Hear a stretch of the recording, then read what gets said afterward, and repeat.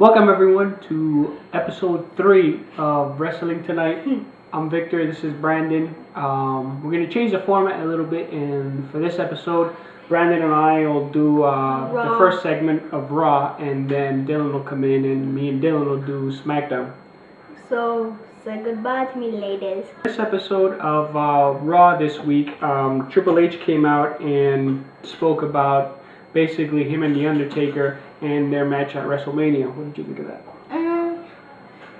Well, I think it was good. Triple H, he's getting a little old. I think sooner or later he's gonna have to stop sometime.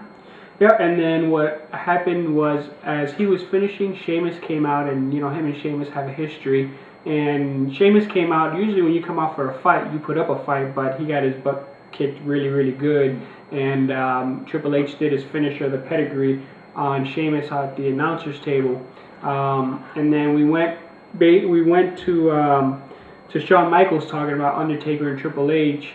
After that, we came back and Sheamus was still laid out. He was being helped off of the table.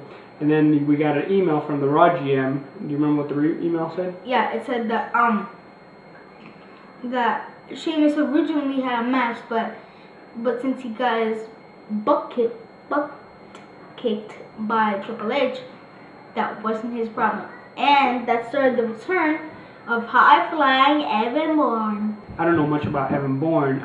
He's pretty good. And he fought him in Evan Bourne 1. But the last move he did was when he jumps off the what's it called? The top rope?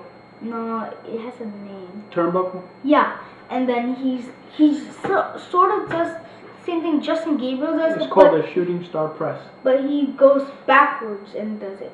Yeah, and it was an alright match. I don't know much about Evan Bourne. I started watching wrestling again when he was out. But he seemed alright. I mean, he seemed kind of like a little young, but we'll see what he does in the weeks to come. And then after that, basically Michael Cole came out to give an answer to Jerry Lawler's challenge for WrestleMania. And basically he said that he would accept the challenge under two conditions: that he could pick a special guest referee and that he could have a trainer. Turned out his trainer was Jack Swagger. Jack Swagger. All American. Yeah, I mean, I'm not a big fan of Jack Swagger. I guess they needed to do this so he can have a reason to be at WrestleMania, because he doesn't really have much else going on. Oh, he just talk. I barely pay attention to him because all the garbage that comes out of his big mouth. Yeah, and basically what happened was Michael Cole started talking trash like he usually does, and he smacked Jerry Lawler. And then as Jerry Lawler was gonna attack him, Jack Swagger came and got into it with Jerry Lawler and put him in the what move? I think it was called the Swagger Bomb.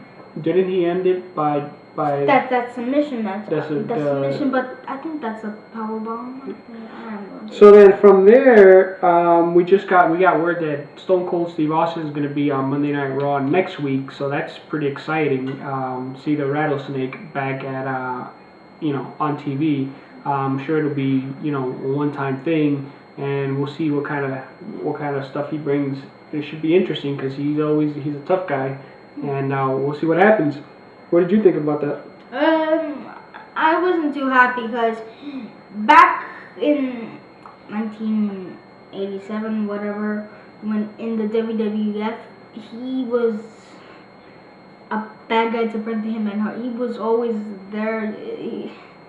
It brings me back to that first blood match. They had a lot of blood everywhere.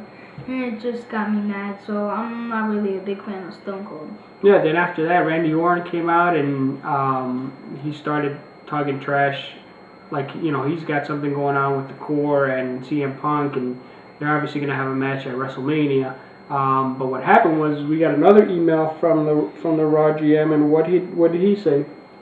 Do you remember he said that from now until WrestleMania, Randy Orton has to fight the members of the Nexus. If they win, they get to be on the corner of CM Punk. And if they lose, then they can't be at the corner to support their leader. So yeah, but what I think the Nexus and the Core are very alike.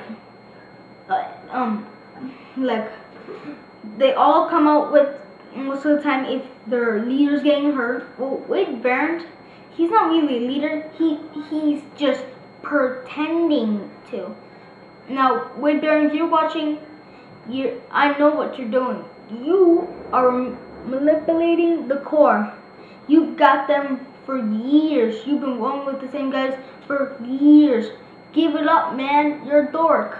And then what happened was, first one up for Randy Orton was Michael McGillicuddy. So basically what happened was Randy Orton RKO'd Michael McGillicuddy and won the match. After the match, he was going to punt his head like he usually does, and like with Husky Harris. Yeah, that's a fact, dude. And so CM Punk came out to try to stop him.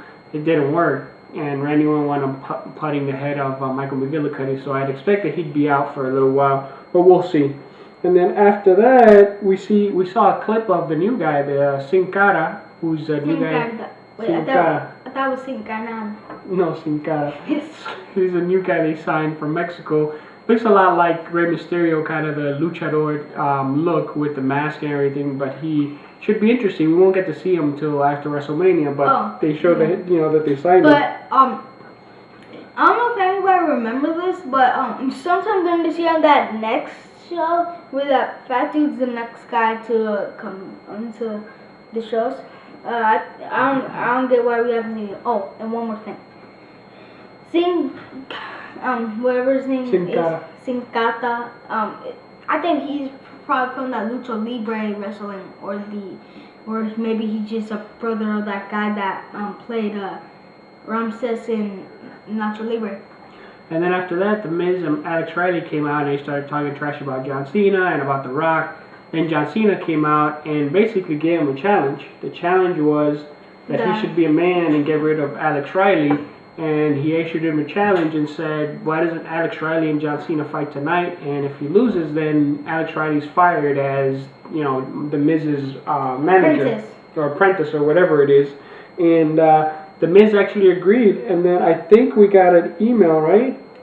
Yeah, it was going to be a steel cage. The only way to win was to get out. I don't get why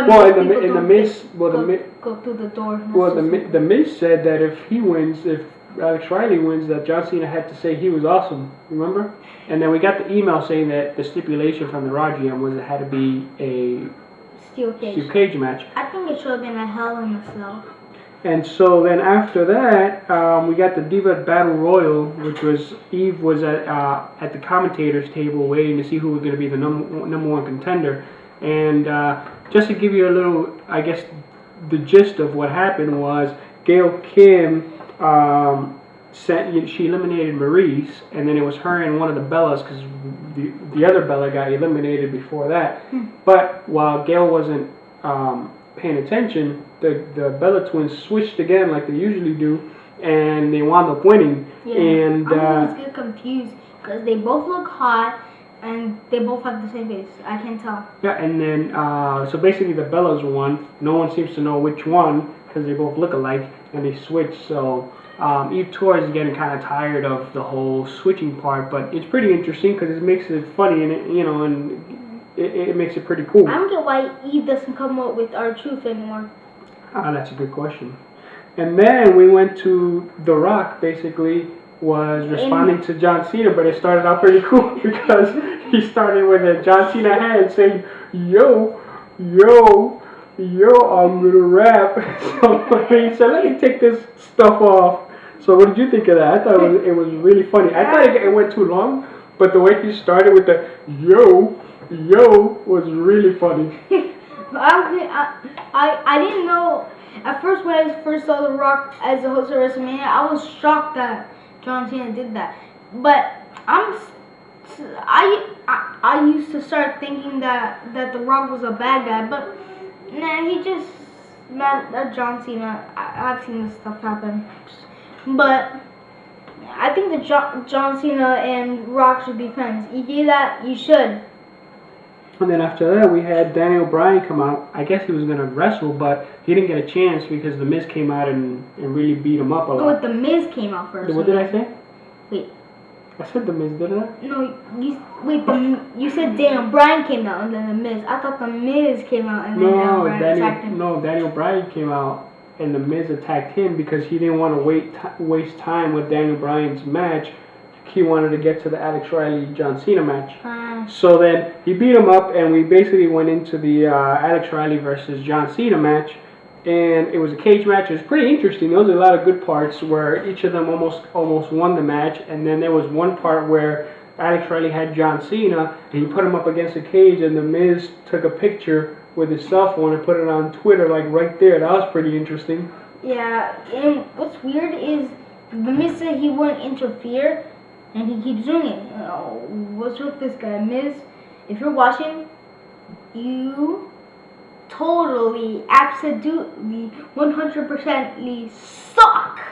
And then The Miz, Alex Riley, and John Cena fought a little bit more. John Cena gave him the attitude adjustment, took a picture with The Miz's phone that was in the ring. Although I don't think it was the same phone, because the phone that John Cena had in his hand wasn't a BlackBerry, and it was an iPod. It was something else. And then when The Miz took a picture of John Cena, it was a BlackBerry because it's the same phone that I have. So I guess if you're in the arena, you can't really tell that the phones are different, but I could tell on TV that they were different. But anyway, so John Cena then walked to the door to try to get out, and The Miz tried to block it. And what did John Cena do? I forgot. He just pushed through, remember? Right. But he fell. And then The Miz gave him his finisher. Yeah, the skull-crushing finale. Yeah, bogus. And that's pretty much the end of Raw, and it was a pretty good episode. I thought it was entertaining. But we didn't hear The Miz fire out A-Rod. That's right, we didn't. So we'll see what happens this week on Raw. Tomorrow. And that's about it. Okay, now and we'll go to our so long, ladies.